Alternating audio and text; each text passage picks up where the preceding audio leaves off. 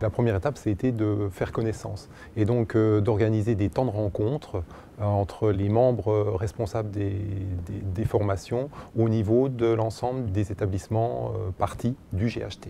Et puis petit à petit, il a fallu instaurer une forme de confiance entre les participants et cette confiance a permis à chacun de se livrer, de donner plus d'informations et de pouvoir mesurer aussi la réalité des différentes situations. La grosse question au départ, on ne savait pas trop par quel bout prendre les choses et comment évoluer et on a bénéficié d'une action de formation financée par l'ANFH auprès d'un consultant qui nous a permis de bien identifier ces étapes et qui nous a aidé à construire le parcours. Lorsqu'on s'est rendu compte qu'il y avait une échéance forte qui était au 1er janvier 2018 sur les achats de formation, c'est là qu'on a vraiment mis en place des échéances avec les livrables. L'élément phare de ces livrables, ça a été la charte de la formation continue, sur lequel on a pu apporter des précisions sur les instances qui vont gérer un peu la formation continue au niveau du GHT, notamment le comité de pilotage, le comité technique et puis éclaircir les missions du coordonnateur et de son suppléant dans le cadre de la construction donc, du plan de formation du GHT. Dès 2016, nous nous sommes réunis. Donc, la première étape a consisté à se connaître, apprendre à se connaître et voir comment nous allions pouvoir travailler ensemble. Donc la deuxième étape, ça a été donc de réaliser un diagnostic de l'existant formation au niveau de chaque établissement partie du GHT. On a pu identifier des besoins communs.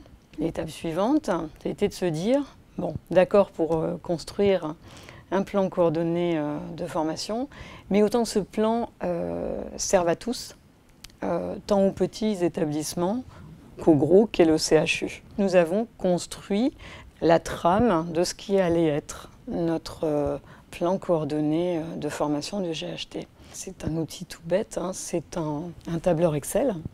Notre plan coordonné se résume à 35 formations sur 12 grands domaines. Il nous a fallu communiquer sur ce fameux plan coordonné de formation et programme DPC. L'idée, ça n'était pas de repartir du catalogue du CHU, c'était véritablement de donner une visibilité, une lisibilité et une image à notre GHT formation. La mise en œuvre opérationnelle des formations donc, composant le plan coordonné donc, a démarré dès le mois de janvier 2018. Chaque établissement s'est en effet engagé à former un nombre de professionnels correspondant à ses besoins sur chaque grand domaine de formation. L'idée, c'est également d'évaluer évidemment ce premier plan coordonné donc, en fin d'année et on ajustera au fur et à mesure du temps. L'établissement support donc, et le CHU de Rennes a vraiment pris en compte tous les besoins de chaque établissement partie. Aujourd'hui, on a fait un catalogue de formation GHT, un petit catalogue, hein, avec quelques établissements parties qui ont pris certaines formations.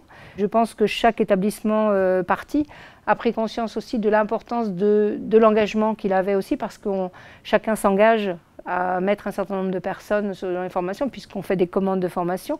Donc on a un acheteur qui est dédié, mais pas uniquement à la formation au niveau du CHU.